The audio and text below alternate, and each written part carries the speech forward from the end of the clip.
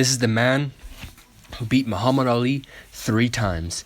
Kenny Norton, an ex-Marine. He started boxing when he was 22. And this guy has, here's a photo of Muhammad Ali and Ken Norton together. Muhammad Ali is fat as hell, as usual. And Ken Norton was always ripped. He was always in shape. Just something amazing about him. Ken Norton beat the shit out of Muhammad Ali 3 times. Yeah, I'm saying it. Muhammad Ali lost all 3 fights to Ken Norton. Let's get into it. Again, Ken Norton started boxing when he was 22 years old, and he fought Muhammad Ali the first time when he was 29, which is unbelievable.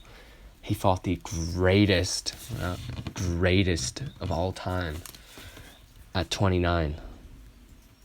When he started at 22, it's pretty amazing. Muhammad Ali started boxing when he was 12, the so-called greatest of all time. So, the first fight between them was in 1973. Norton was a huge underdog. I remember I read somewhere that the fight before Muhammad Ali, Ken Norton earned $300. So, and Muhammad Ali, as usual, didn't train. And he says this himself, he hates training camps. And he doesn't really ever train for a fight. Except for the second Norton fight, he said he trained.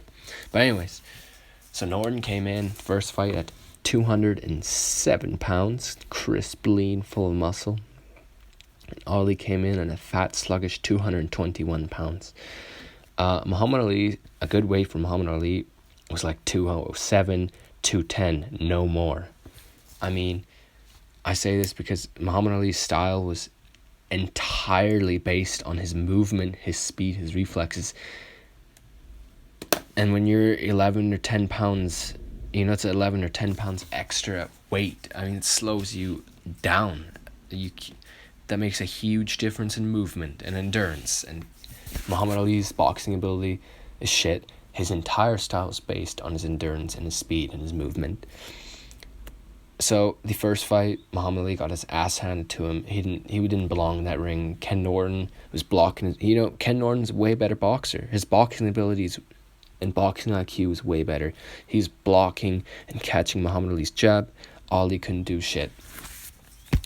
Broke his jaw on the 12th. Ali just got beat. Didn't train, didn't do anything, came in fat. That's what you get. Anyways, second fight, Ali came in at 212. Ken Norton, again, came at 207. Ali was in good shape. His kind of his normal weight.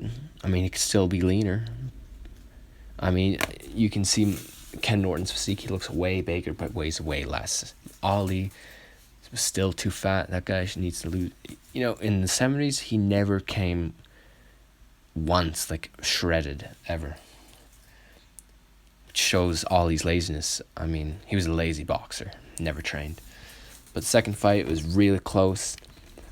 Ali tried hard, but, it could have gone either way, but it was really fucking close. You could have called for Ali or you could have called for Norton. I mean, it was really close. Personally, I thought I had...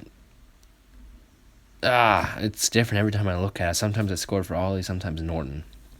It could go both ways. The third fight between them, Ali came in at a fat 221 pounds, out of shape, couldn't do anything. He lost that fight. That was a robbery. They robbed Ken Norton there. Oh my God.